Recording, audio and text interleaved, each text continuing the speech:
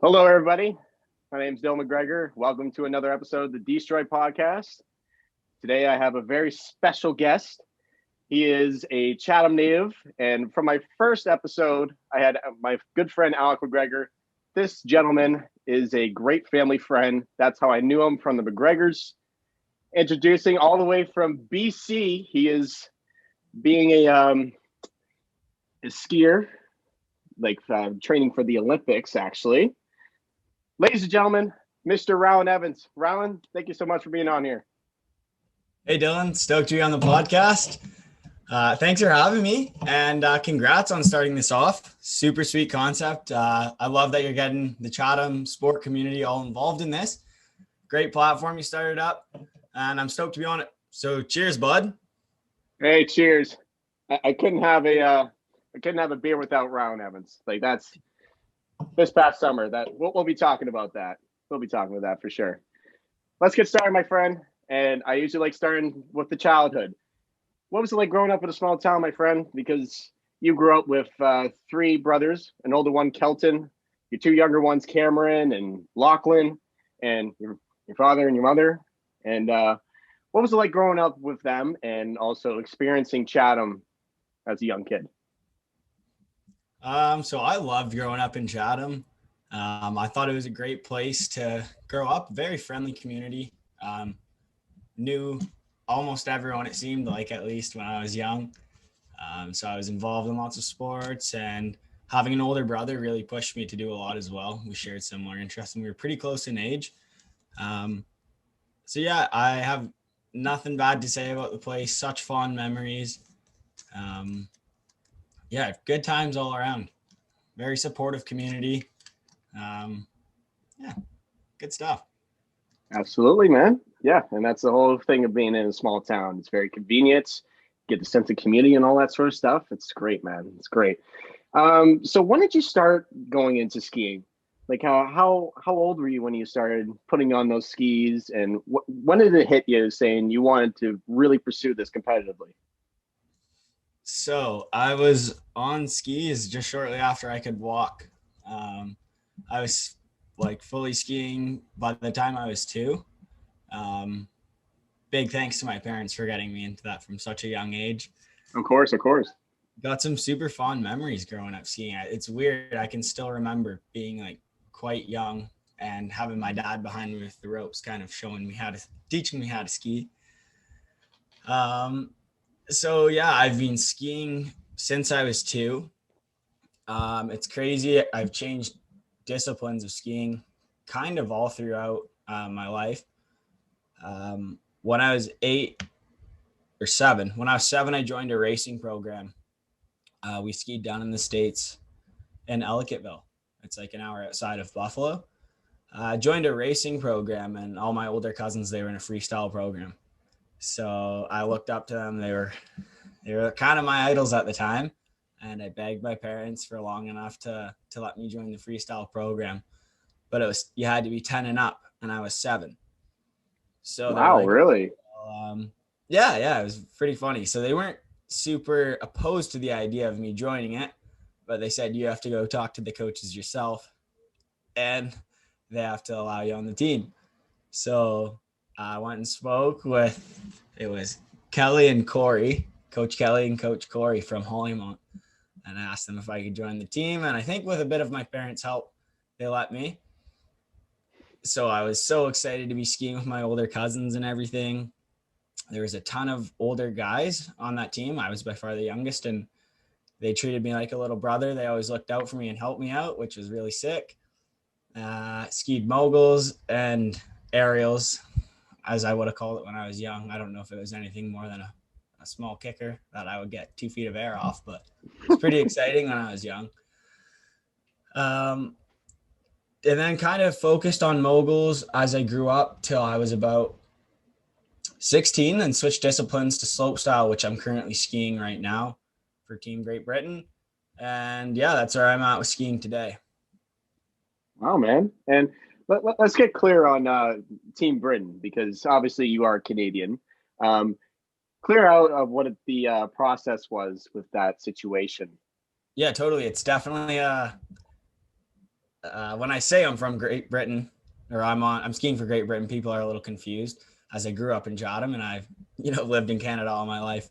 Um, so it would be 2 years ago now. I had a season where I was ranked as one of the top like amateur Canadian athletes, and I was pretty excited and pretty stoked on my skiing, and I thought I had a good chance at making the team. Unfortunately, I didn't. I fell just short and didn't get picked to Team Canada. So that was a big bummer for me. I was choked, and I didn't really want to just swallow that. So my dad was born in Scotland, which entitles me to a UK passport. So I have dual citizenship. So I reached out to Team Great Britain and just said, like, here's my ranking.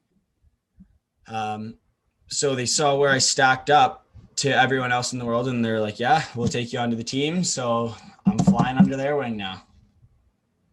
Wow, that's very interesting. And that I had a feeling that I knew that your father was from that area, Oh, and yeah. that's great, man. And let's get to your dad. That's the next question that I have. And he's a great guy, man. He is a down to earth guy. He's a cool cat. Honestly, he is great, man. What impact did he have on your life? Because have you learned anything? Like, what are the things that are that stand out that you've learned from him over the years? And I've heard some things already on this on how big of an influence he was for you with skiing. Yeah, my dad was a huge influence on my skiing for sure. That guy was so supportive of me. He would wake up early in the morning, and my dad's not a morning guy. He would wake up at the crack of dawn, and he would make sure I'm at every event, and he'd stand out in the cold for 8 hours watching me as a young kid ski, which in retrospect, I know was probably hell for him, standing in minus 50, minus 15, watching his kid. Well, I'm sure he enjoyed it, but it's not very exciting at a young age. So super supportive. He was always the first guy to jump up and be like, yeah, let's go there. I'll take you there. Some of my fondest memories are road tripping with him. We would do just me and him drive out somewhere to a ski resort, and we'd stay together for 4 days. He'd watch me compete. So big thanks to my dad. Without him, I wouldn't be where I am with skiing. And a few things he just kind of always told me. I was like, just go have fun with your skiing and results will come.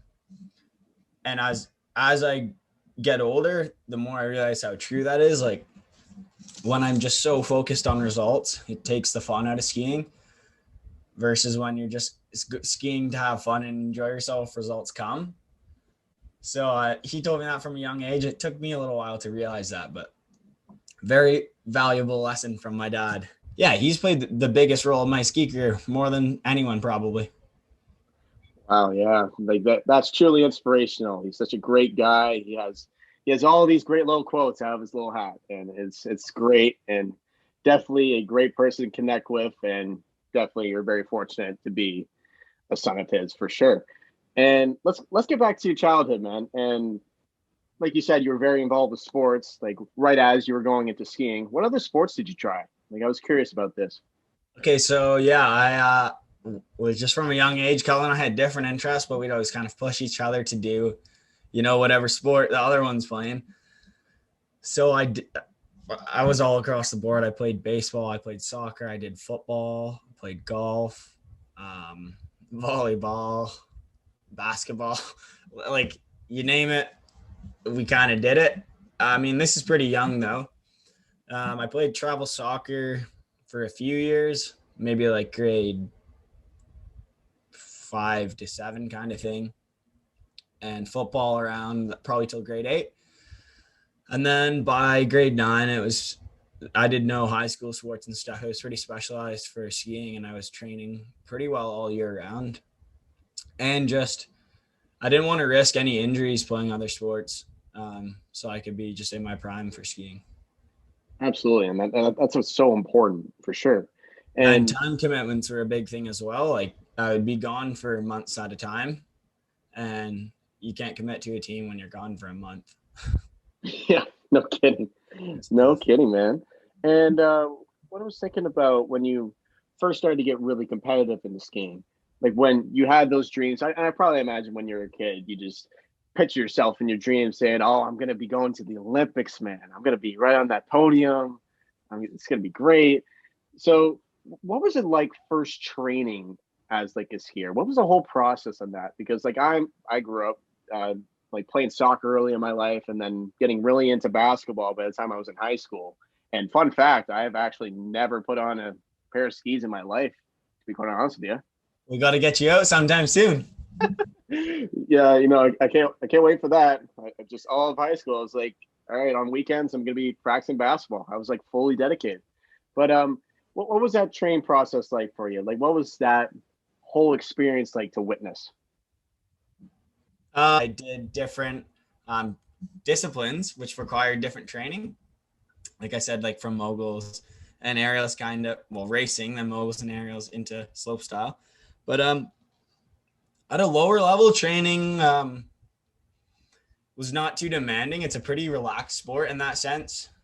So at a younger age, when when I wasn't as competitive, it was always really fun. Training would be going and bouncing on the trampoline with your buddies and trying to learn some new tricks that you could later bring to water amps. That was always a good time. So we'd go trampoline, water amps, and then honestly, nothing else too serious, a bit of cardio kind of thing. And then as I got older, it became a little more specialized, like in the gym, which I enjoyed a lot. Still do. I haven't been in the gym lately because of injuries and recovery, but that's kind of a whole nother story. But yeah, it's all good. And the training process evolves, but I mean, you learn the basic fundamentals through trampoline and water amps. Air awareness is so key in my sport, and balance is a huge one. So we work on those in like trampoline and, exercises to focus on specific muscle groups to help control your balance and that kind of thing. And then I know we talked about this earlier, so I'm just going to almost jump ahead on one of your questions, but I know you were curious to what one of our main focuses is working out. And it's probably core and lower back. And the reason for that is like most of your tricks kind of start from like the hips and the torso kind of thing. So you need to be strong and able to like just have control of the center of your body and then expand outwards. And just have like lean muscle. We're not really looking to bulk up in the sport, but it's more just like have lean muscle and be quick and agile, and flexibility is huge as well. Wow, very nice. And thank you for going ahead, like honestly. But man, like as a friend and a fan of yours, I'm learning a lot, honestly, because like skiing, yes, I've seen, and I've seen some of your clips, but I wanted to learn a lot about how it is as a skier, because between a guy that's going down mountains every day to a guy that's running up and down a court every day, he wants to see a different perspective from an athlete, and that's definitely great to learn for sure. Very important. That being said, obviously legs are important. Yeah, of course, and I thought so too. It's like that's kind of an obvious one. It's kind of like it's pretty straightforward, right? And like you mentioned earlier about injuries, I wanted to get to that point of view. What kind of injuries did you have? Like especially recently, you're going through some rehab right now, right? Yeah. So last January, I thought I dislocated my shoulder. And then later found out I had a torn ligament in there. So I had surgery in October. I'm 4 months post-op now. So things are like on the mend pretty well. I'm actually in the gym now doing some like light exercises to re-strengthen the shoulder and all those muscles. But this is the longest recovery I've ever had for an injury. So okay, I'm a bit bummed, it's been 4 months where I haven't really been able to ski too hard, and I'm out in Whistler right now. So it's tough not to get, too tempted and just go ride, but I'm hanging in there. It's good. I'm still being able to get out on POW days and stuff, but not too much park skiing for me as of now. And then some other injuries I've had, I've broke my thumb, broke my wrist, spiral fractured my humerus. That one was by far the most painful injury. Oh, I Uh, bet. Holy. yeah, and then done my shoulder, and that's all on my left arm. So I'm gonna be a sore man when I'm older. Oh, yeah, but that's like the whole thing with the sport. Like you're definitely taking risks, Yeah, definitely, and being very competitive. Like I can be a witness of that. Like I played with sprained ankles, like in basketball games. I'm fortunate that I haven't had a major injury yet throughout my career, but for a sport like that, it takes a lot of guts and a lot of confidence, right? And you just can't really control what happens out there. yeah, Absolutely. exactly. I know what I'm in for. So the injuries, knock on wood. Hopefully they're few and far between, but they're gonna happen. Um, but still on injuries, I was gonna say I've had my fair share of concussions. Way too many. If you ask my dad, I don't think he still wants me skiing. But I don't know. I got to be careful. I've hit my head a lot of times and had some bad concussions, like to the point where I didn't even know my name for 8 hours, kind of thing. So Ooh, that's really? really scary. Yeah. Yeah. And I think even it's been nearly 2 years since my last bad one. Um, but I think it's definitely changed me a bit. And they've kind of made me who I am today. Like when you whack your head that hard and you lose consciousness and you're that out of it for so long, um, it changes your brain a little bit. And I'm not saying for the better or for worse, but it does for sure. And there's some lasting effects to it. Oh yeah, Um, absolutely. Once again, it's all I know what I signed up for, so it's part of the sport. Exactly, man. Honestly, like, and I want to get to more of like the mental part of like recovering from an injury, like some of the injuries that you have had, especially like you said with your left shoulder and all that sort of stuff. Like, what mentality is it throughout the recovery? What does it take mentally to overcome those sort of injuries? That's a good question. I would just say getting back to what I love doing most, and that's skiing. So when I'm out, I see all my buddies skiing and training and doing that kind of stuff, and it just makes me want to rehab and do everything as best as I can to get back as soon as possible. And it's not. I don't think I've ever been like intimidated after an injury. It's more just like it motivates me to be more aware and reflect on why I get injured and how the injuries happen. Is it like complacency? Is it me being tired? Is it me? There's so many things it could be. So it's a good time to reflect and just kind of like, yeah, think of the the mind frame you go into training with every day and or competing and figure out how to avoid them, kind of. That's great. That's definitely a good mentality, especially being very eager to get back, right? So Yeah, for that's sure. definitely great to carry on with you as you go on in your journey. Yeah. And going on and going even further, what were some of your greatest highlights of your career as a skier? Because probably the first moment of you winning your first event was definitely great. But was there anything that stood out to you the most out of all the events that you have competed at? What is like the most thing that has made you proud throughout? So I guess probably what the highlight of my career probably so far, and one of my favorite moments in skiing, or one I'm most proud of, was winning Aspen Open in 2019. And that actually, this is great timing for you to ask. I was coming off that concussion I had. That Oh, last really? one, it was really bad, and I was out for about a month and a half.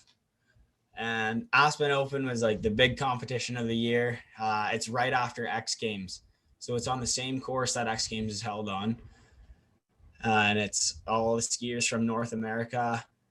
So it's a pretty high level event, and it was my third year competing in it. beautiful weather that week.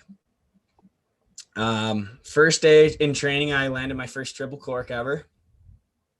I was Wow. super hyped on that. That was a big stepping stone, I guess, for like pushing my limits of skiing.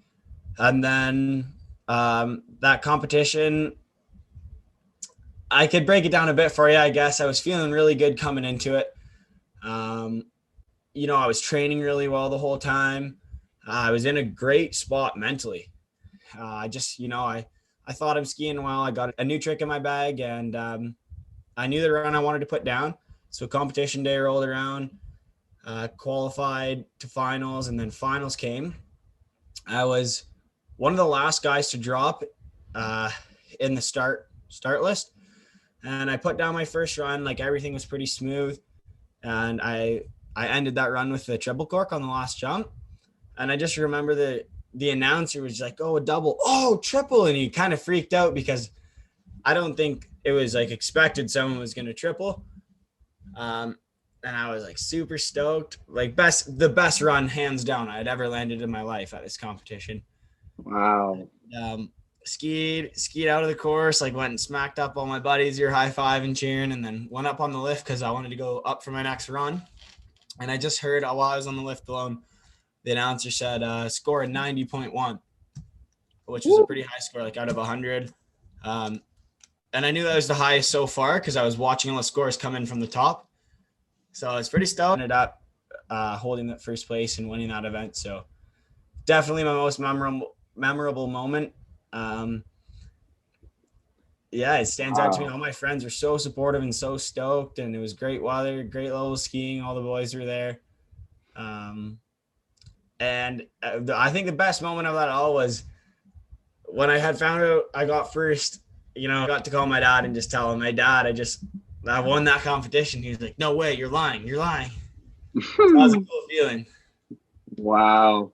That's awesome, man. That's great to hear. Very inspiring too. All the outcomes that you persevered. That's truly inspiring, man. And congrats on that. That's great. That's great, man.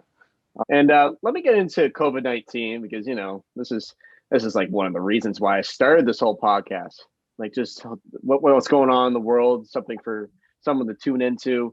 What has COVID-19 been like for you? What adjustments have you made throughout? Because like obviously you moved up to BC back in the fall.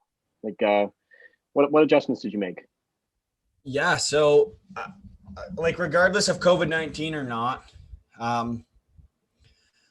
I wouldn't really be able to ski a ton because of my shoulder. But the reason I did move out here was because COVID. Like there's not much going on in Ontario, and I kind of knew the comp season wouldn't be able to go on. Like the World Cup tour can't really happen when the entire world's in lockdown. So I was like, I'll go out somewhere I can ski all the time, and I'll do my rehab out west somewhere where I'm a little more happy. It's kind of my place to be. Like I'm a skier. It's very wild. Like for my case, like I've been trying to get on that franchise basketball team. Just our whole season just got canceled as of like October. So like any kind of student athlete and further on, like that's a struggle. Like some of these professionals are getting it. Yeah, it's just they spend millions of dollars of getting all the health and safety all over the place. But yeah, it's definitely a struggle, and hopefully that COVID, we can get back to normal soon for sure. Yeah, hopefully. It's hard to believe it's been a year. It's pretty wild. Yeah, Like just about. That's crazy. Like I think like within the next few weeks, like it's unbelievable. Honestly. Man, crazy. Yeah. And let's get into your social life because that is wild, man. That's wild. You're a crazy cat, man. Let me get into one of your Instagram profiles. Like it's called Ride the Wrench, and you get this from your dad. You're a passionate and crazy partier. And what was your inspiration behind that? Like, what would you decide? Like, you know what? Let's go in and get like the crew in and just film this out. Like, what was the inspiration for that? It's in my blood. No, I don't know. I'm an avid haver of fun. I like having fun. I like partying. I like friends. I like people. And I don't know. Um, let's face it. Of course, I'm gonna party.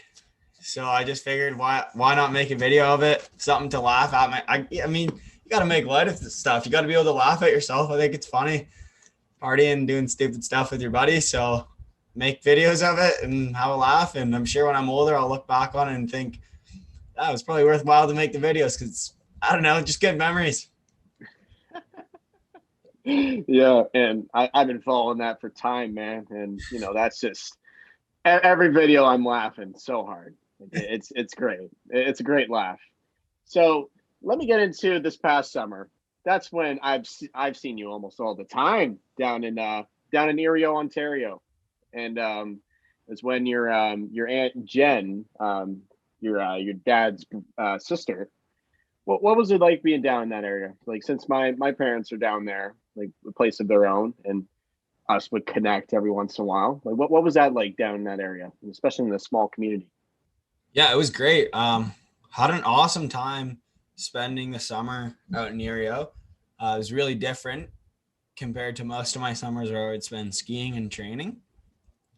So it was really nice to get a chance to spend time with family and friends that I wouldn't typically get to see throughout like a summer. Um, and it was like just slow paced and yeah, just such a different vibe than one I'm used to. Hanging on a beach and the lake was like a pool. It was like 85, so having a warm lake, beach, and I don't know, yeah, just hanging out, especially with the younger brothers too, was sick.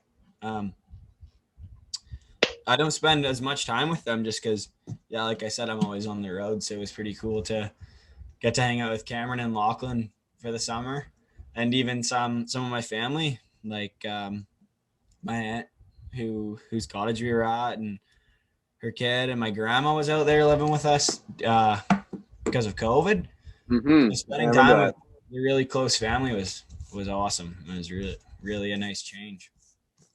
Absolutely. Yeah, you and I had some great moments like with both of our families together. Like we had quite a bit of these, right? And A couple brews for sure. yeah, a couple brews. And I think there's a story that needs to see the light of day. And let me first start this off. And oh my goodness. So it's the first weekend that your aunt rents out this cottage. This is back in May. And ironically, by that first weekend, it was my 20th birthday. So I remember that day. It was cold. Like we were fresh off the first lockdown, and I knew, man, I'm not going to do that much. I'll be with my family. My godparents, Tom and Barb Baker, will come down later, and we'll have dinner. Then after that, I'll probably just like have maybe a couple drinks, and that's probably it. And it wasn't until during that day I got a text from a certain somebody, you, where it's like, "Are you doing anything for your birthday?" I'm like, not really, man. Just hanging out with family. And it's like, oh, dude, you gotta do something. And you mentioned that your aunt had the cottage down there. I'm like, oh, that's great. And within a few minutes, you and your brother Kelton were already down there with a case of beer. And so we're just playing a bunch of holy board, and we had quite a few, and it wasn't even dinner time yet. And oh man, so by the time you guys left, we we had some dinner, and my godparents came down, and they brought tequila. And I'm not too much of a drinker. I don't get drunk that often, so it was a special occasion, and I have one tequila shot. It's like the first of my life. Like I've never had it. I'm like, okay, that's not bad. And then my godfather Tom Baker's like, you gotta have another. I'm like, oh, all right, I'm cool with that. And then you text me later saying, yo, what are you doing? I was like, we just finished dinner. And it's like, hey, come on down. Come on down. So let me get your side of the story on what happened at the beach. Oh boy. So yeah, that was a fun day. I think that case of beer we brought over went pretty quick. Yeah, no kidding. It's easy to drink cold beer when you're standing in 90-degree weather though, playing holy board or whatever it was. Sound like you had a good dinner, a couple more beverages, and then we were at the beach. You guys came over for a fire, and I don't know if you would remember even coming to the fire. No, You I were do remember. I do remember. It was keep going, but I remember going there at least. It's within the next 5 minutes ago, so. So we had a cooler of beer down at the beach. We were having a fire, the usual. And my dad and your dad were hitting it off, drinking. And every time they would get a beer, it's who wants a beer. And of course, yeah. But so we were, just putting them back. And then suddenly Dylan's crushing about a beer a minute. This guy's absolutely just in one. It was pretty impressive to see, actually. I'd never seen a guy drink that fast. So you're doing well.